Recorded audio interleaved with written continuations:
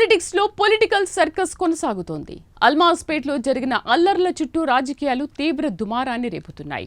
అంతా మీరే చేశారంటూ ఒకరు, లేదు లేదు అంతా మీ వల్లే ఇదంతా జరిగిందంటూ మరొకరు ఆరోపిస్తున్నారు. శాంతి భద్రతల వైఫల్యంపై విపక్షాలు ప్రభుత్వాన్ని నిలదీస్తుండగా అల్లర్ల వెనుక ప్రతిపక్షాల కుట్రలున్నాయని అధికారపక్షం కౌంటర్ ఇస్తోంది. అసలు ఆ గొడవల వెనుక ఎవరున్నారు?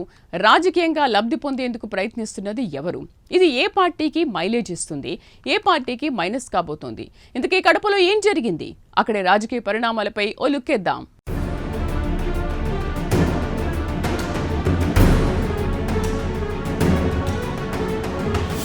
కడప నగరంలోని అల్మాస్పేట్ ఘటనకు ఇప్పుడు పూర్తిగా రాజకీయ రంగు పులుముకుంది. తెలుగుదేశం పార్టీ ఈ ఘటనను అత్యంత ప్రతిష్టాత్మకంగా తీసుకుంది.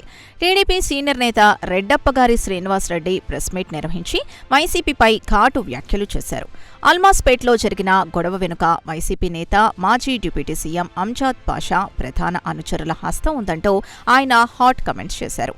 ఈ గొడవను రాష్ట్ర వ్యాప్తంగా పెద్దది చేసి కడపలో ఏదో జరిగిపోతోందనే భయాందోళనలు సృష్టించడానికి వైసీపీ పెద్ద కుట్ర చేస్తోందని శ్రీనివాసరెడ్డి ఆరోపించారు. కేవలం రాజకీయ లబ్ధి పొందడం కోసమేనంటూ ఆయన చేసిన వ్యాఖ్యలు సంచలనంగా మారాయి. అలాగే ప్రశాంతంగా ఉండే కడప నగరంలో అల్లర్లు సృష్టించడానికి అంజాద్ బాషా తన అనుచరుల్ని ప్రోత్సహించారని అనడం హాట్ టాపిక్గా మారింది. అంతేకాకుండా దీనికి బలాన్ని చేకూరుస్తూ వైసీపీకి చెందిన జునైద్ ఉమైర్ అనే వ్యక్తుల ఫోటోల్ని శ్రీనివాసరెడ్డి మీడియా ముందు బహిర్గతం చేయడం, ఘటన జరిగిన స్థలంలో వీరు ఉన్నారు అనడానికి ఆధారాలు ఉన్నాయంటూ వ్యాఖ్యానించడం, అలాగే కడపను అల్లర్ల పాల్చేయాలని చూస్తూ ఊరుకోబోమని హెచ్చరించడం కడప రాజకీయాల్లో చర్చనీయాంశంగా మారింది.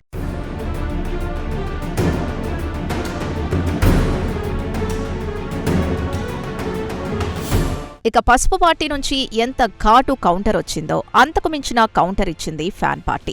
టీడీపీ నేత శ్రీనివాసరెడ్డి ఆరోపణలపై మాజీ డిప్యూటీ సీఎం వెంటనే కౌంటర్ ఇచ్చారు. తనపై, తన అనుచరులపై లేనిపోని తప్పుడు ఆరోపణలు చేయడం శ్రీనివాసరెడ్డికి తగదంటూ హెచ్చరించారు. అల్మాస్పేట్ ఘటనకు అసలు కారకులు తెలుగుదేశం పార్టీ నేతలేనంటూ అంజాద్ బాషా రివర్స్ అటాక్ ప్రారంభించారు. ఈ ఘటన వెనుక టీడీపీ నగర అధ్యక్షుడు Mansoor Alikhan, market yard vice chairman Palempalli సుబ్బారెడ్డిలతో పాటు మరికొంతమంది తమ్ముళ్ల హస్తం ఉందంటూ ఆయన సంచలన వ్యాఖ్యలు చేశారు. అందుకు సంబంధించిన కొన్ని ఫోటోల్ని కూడా అంజాద్ బాషా మీడియా ముందు పెట్టి తప్పు చేసింది ఎవరు, బురద చల్లుతోంది ఎవరో ప్రజలకే తెలుసన్నారు. అధికారాన్ని అడ్డం పెట్టుకుని టీడీపీ నేతలు కడపలో అరాచకాలు సృష్టిస్తున్నారని, తప్పును వైసీపీపైకి నెట్టేసే హీనమైన రాజకీయాలకు తెరలేపారంటూ ఆయన చేసిన వ్యాఖ్యలు రాజకీయ వర్గాల్లో కాకరేపుతున్నాయి.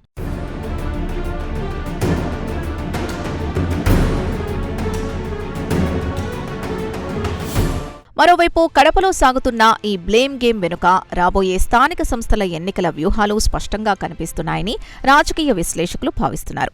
ఎప్పుడు ఎన్నికలు వచ్చినా కడప కార్పొరేషన్తో పాటు స్థానిక సంస్థల్లో గెలిచేది వైఎస్సార్ కాంగ్రెస్ పార్టీనని అంజాద్ బాషా ధీమా వ్యక్తం చేస్తున్నారు. గత 2 ఏళ్లుగా కడప నగరంలో తెలుగుదేశం పార్టీ గ్రాఫ్ పూర్తిగా పడిపోయిందని, ప్రజల్లో ఉనికిని చాటుకోవడానికే టీడీపీ ఇలాంటి కుట్రలకు పాల్పడుతోందని ఆయన విమర్శిస్తున్నారు.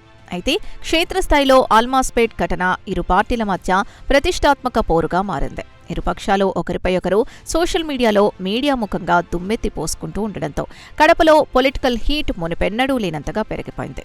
ఈ సున్నితమైన అంశం చివరకు ఏ పార్టీకి మైలేజ్ ఇస్తుంది, ఏ పార్టీకి మైనస్ కాబోతోంది, రాబోయే రోజుల్లో కడప రాజకీయం ఎలాంటి మలుపులు తిరగబోతోంది అనేది వేచి చూడాలి.